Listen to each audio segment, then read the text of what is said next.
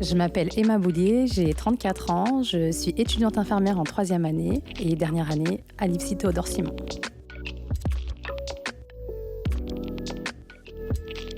L'étudiant expert, un podcast original de l'IFITS. Un podcast par les étudiants infirmiers pour les étudiants infirmiers.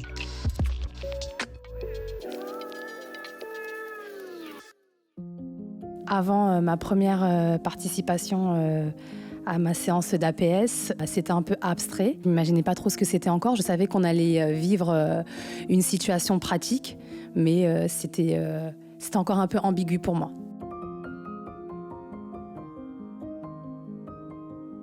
L'intérêt, c'était pour moi le fait qu'on partage un moment tous ensemble avec mes camarades et qu'on réalise une situation de soins, que c'était pas théorique et c'était de la pratique. J'ai toujours été plus à l'aise à ce niveau-là.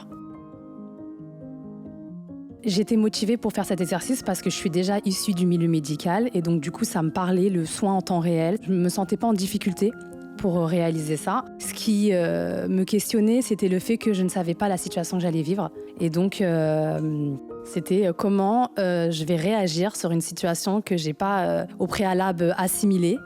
Et voilà, c'était ma seule appréhension.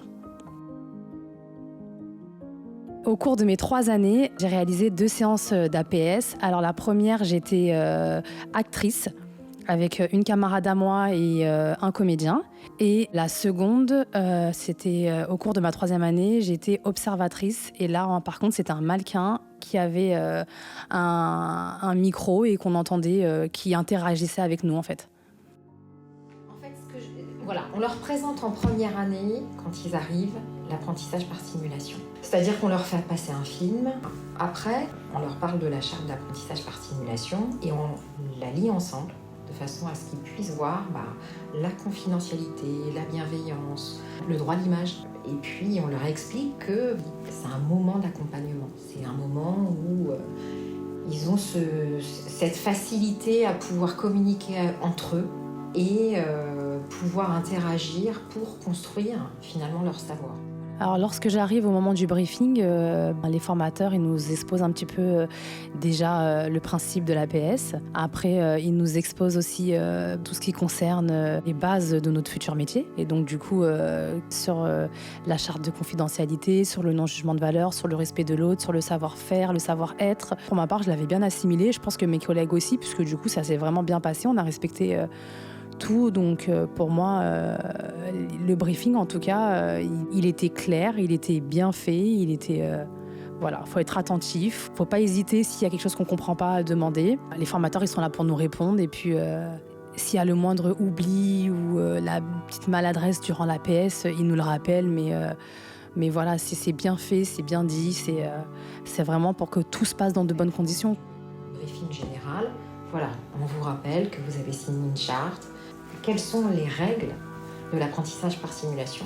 Et là, on rebondit dessus. Normalement, ils disent oui, on ne doit rien dire aux autres pour garder la confidentialité du scénario, etc. Dans le briefing, la première fois, j'ai retenu principalement la confidentialité. On ne devait pas se parler entre camarades, hormis le groupe qui nous avait été affecté pour réaliser la séance d'APS. Et j'ai aussi retenu le non-jugement de valeur. La notion de confidentialité, elle était très claire. On a vraiment, tous les étudiants, je pense, on a vraiment tout joué le jeu. On est sortis de nos séances d'APS, on ne s'est même pas posé la question. On savait que la situation, on l'avait vécue et c'était que nous. L'intérêt de la confidentialité, c'est pour vivre la situation en instantané et qu'on soit le plus naturel possible. C'est aussi, je pense, pour nous préparer, nous conditionner à notre futur métier.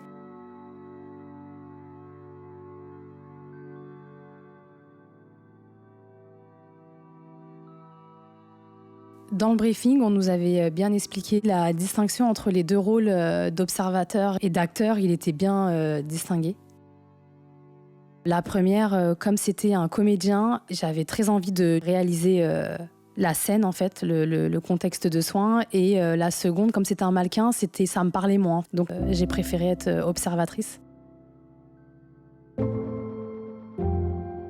Alors j'ai choisi d'être actrice sur la première séance parce que je suis déjà du milieu hospitalier et les soins, ça me parlait. J'ai une expérience d'aide-soignante de 6 ans, donc je me suis dit que je serais à l'aise, que je savais comment parler aux patients, je savais quelle posture je devais adopter. Donc par rapport à mes camarades, moi j'avais un peu plus de confiance et j'ai d'ailleurs même été la première à passer. Parce que j'étais assez confiante en fait dans mon statut de soignant avec un patient. Mais après la donne elle s'est un petit peu inversée parce que du coup le patient il m'a un petit peu déstabilisée et on était 2 aussi. Donc je savais pas trop à quel moment je devais laisser la place à ma collègue. Il fallait qu'on se partage un petit peu les rôles. Donc c'était ça qui était un peu moins évident, c'est de me mettre en avant sans pour autant le faire trop, quoi. Et donc j'étais moins confiante. Je pense que ça s'est vu, ça devait être sympa à analyser.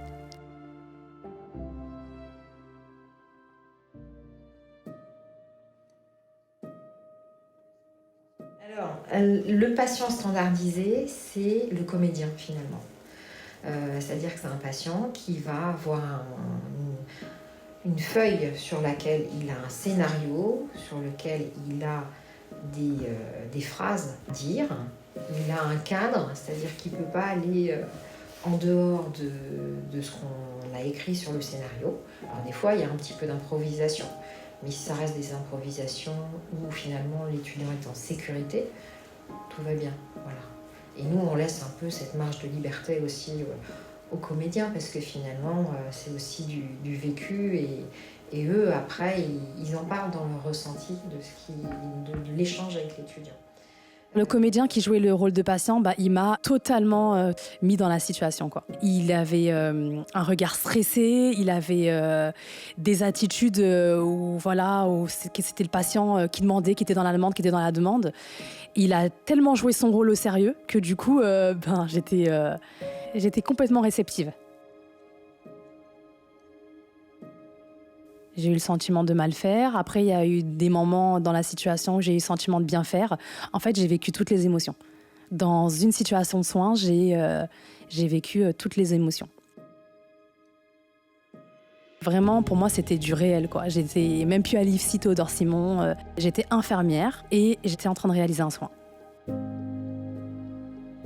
Du coup, c'était tellement réel que j'ai oublié toutes les caméras, j'ai oublié que c'était un comédien. Et là, je suis vraiment rentrée dans le soin. J'étais plus à l'aise auprès du patient.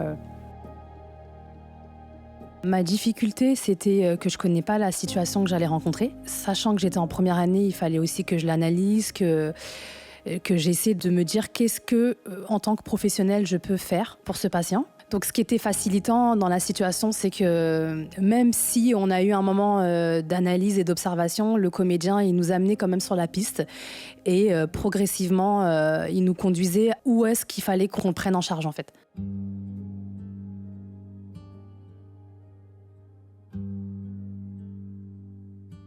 En tant qu'aide-soignante, j'avais déjà une idée du soin, donc ça me parlait, mais je me suis rendu compte quand même qu'en tant qu'étudiante infirmière, il y avait un écart. C'est quand même 2 aspects différents, même si c'est complémentaire, ils sont quand même différents.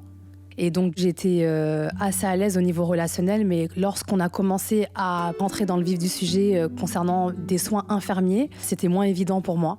Donc je me suis rendu compte que j'étais en difficulté.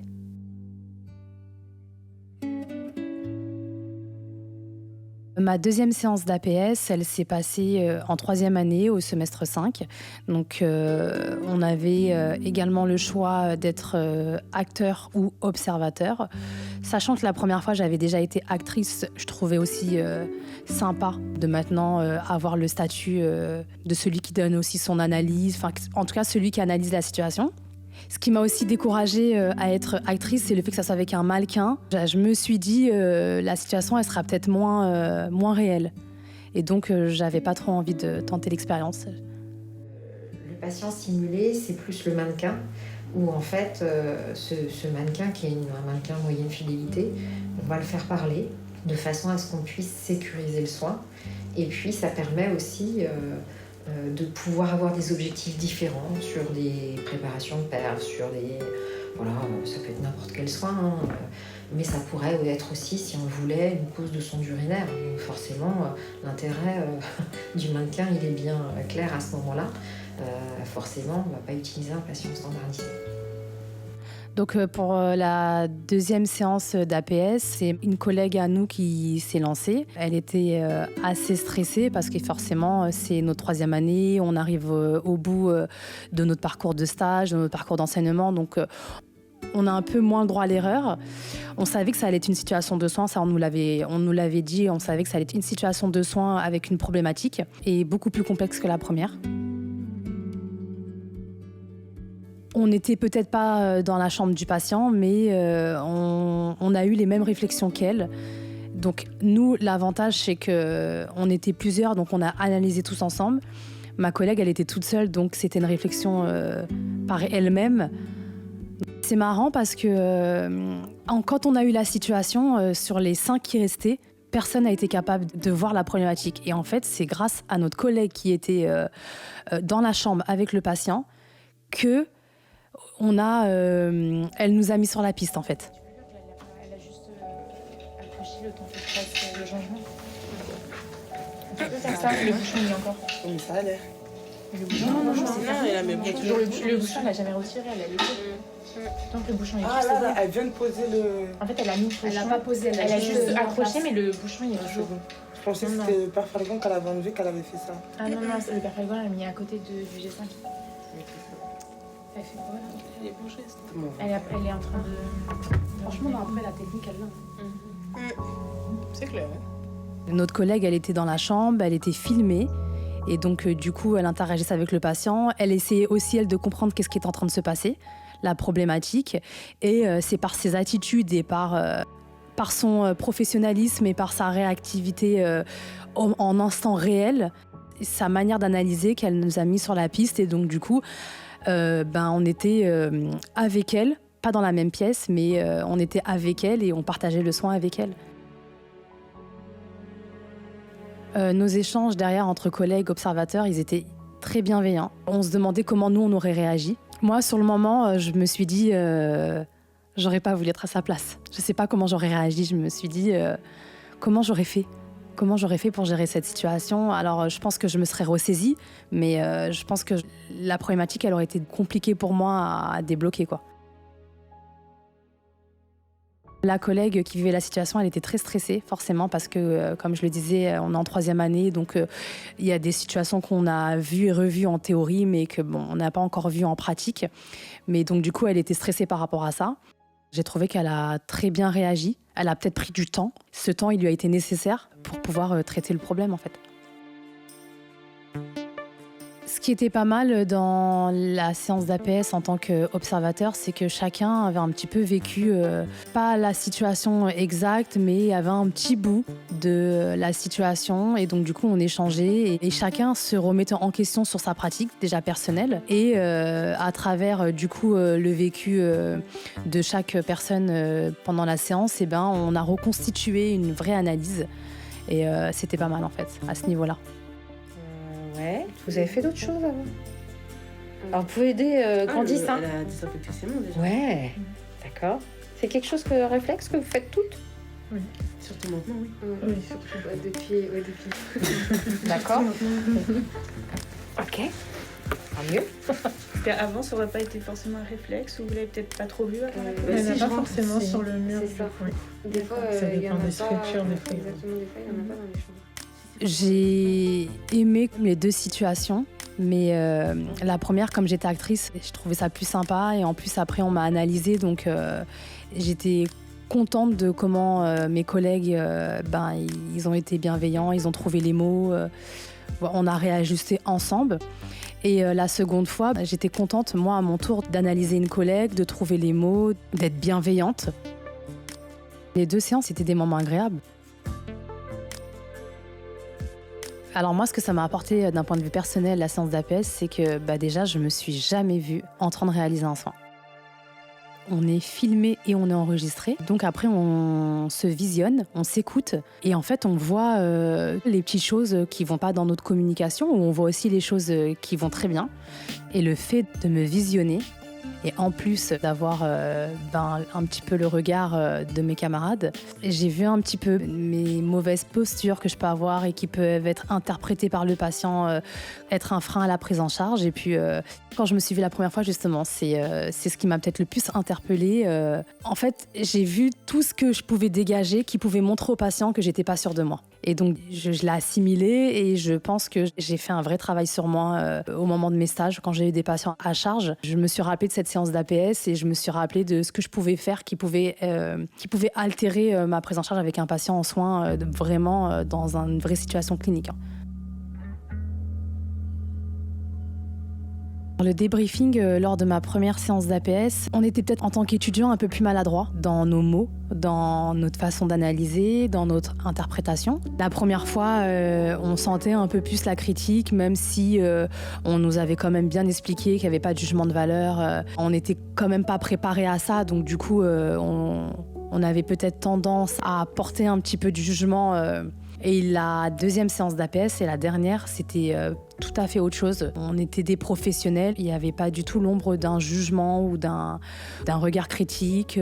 On avait les mots, il semble que des petits mots comme ça qui font que c'est plus respectueux vis-à-vis de nos camarades. Je trouvais que l'échange était enrichissant.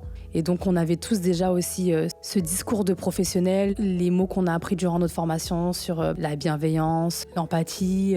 On a envie de mettre à profit notre expérience, tout ce qu'on a appris durant nos stages, notre compétence, nos savoirs. On a envie de se voir, on a envie de faire le point, faire un état des lieux, faire un constat de ce qu'on est, de ce qu'on veut être pour conclure ces 3 années de formation. On se voit en tant que professionnel demain et comment on pourrait traiter une situation de soin.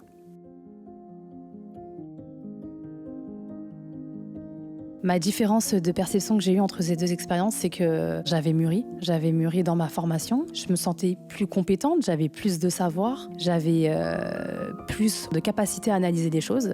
C'est une vraie évolution en fait, on touche le bout et on le voit à travers nos échanges, à travers notre regard, à travers nos actions. On voit qu'il y a un cheminement qui s'est produit et il y a un cheminement positivement.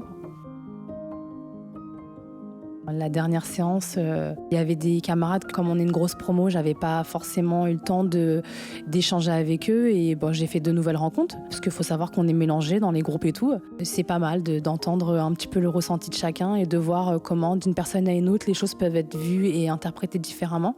Donc c'est un vrai partage. J'ai apprécié aussi mon rôle d'observateur, c'était très bien aussi, mais avec le recul, j'aurais aimé voir comment je réagis en cas de problématique. Parce que la première, c'était, on va dire, plus ou moins l'accueil d'un patient. La seconde, c'était plus du soin, de la réactivité, de l'analyse sur l'instant. Et donc, du coup, j'aurais aimé voir comment je réagis en cas de difficulté. Ce que j'ai aimé durant les 2 séances d'APS par rapport aux formatrices, c'est qu'on a le regard formateur pendant notre formation et pendant ces séances d'APS, on a vraiment le sentiment que c'est nos collègues. Ça veut dire que dans la posture, dans la manière, dans leurs mots, ils sont bienveillants même dans le cadre des cours, mais ils changent tout de suite de posture et c'est ce qui aussi nous met à l'aise. On a quand même fait un bout de chemin avec eux, si on a eu besoin de les solliciter, on l'a fait. Et donc forcément, ça détend encore plus l'atmosphère, ils nous mettent à l'aise et puis nous, on se met aussi à l'aise. Le conseil que je donnerais aux étudiants pour les séances d'APS, c'est de se prêter au jeu, mais sans trop se prêter au jeu. C'est-à-dire de relativiser. C'est une séance, c'est une mise en situation qu'on va analyser. C'est pas un vrai soin. Faut pas s'en faire une montagne. Faut vivre le truc en temps réel. C'est pour nous apprendre à nous analyser et à revoir ce qui va pas. C'est pas pour être jugé ou se dire je vais faire mieux que l'autre. C'est un complément à notre formation en fait, à tout ce qu'on apprend en théorie. J'encourage les étudiants à se lancer parce que c'est un vrai apprentissage en fait.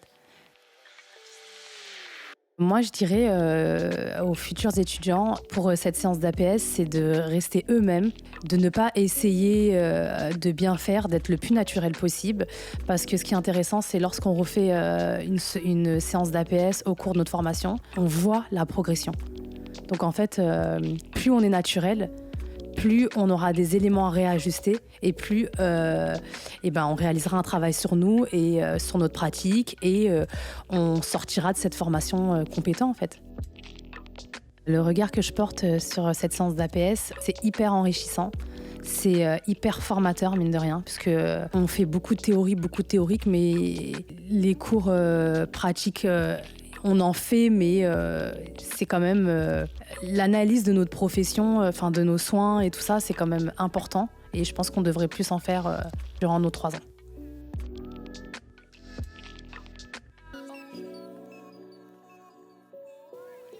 L'étudiant expert, un podcast original de l'IFITS.